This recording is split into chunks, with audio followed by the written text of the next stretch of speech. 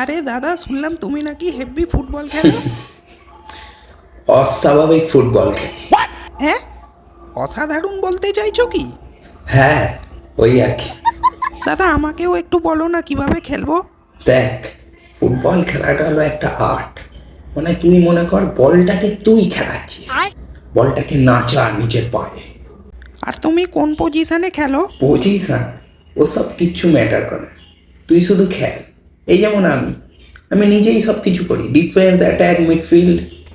কিন্তু তাহলে বাকিরা কি করে? বাকিরা তো আমায় কেউ খেলতে নেয় না, তাই আমিও ওদের কথা ভাবি না। তুমি মাঠে সব থেকে বেশি কি করো? আমি মাঠে নামার পরেই দৌড় শুরু করতে, কারণ আমায় মাঠে নামতে দেখলেই সবাই তাড়া করে।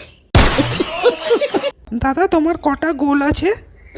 আমি প্রত্যেক ম্যাচে হ্যাটট্রিক করি, সে নিজের বলেই হোক না কেন, কিন্তু করবই। আর দাদা, তোমার ইন্সপিরেশন কে? Inspiration Cristiano Ronaldo.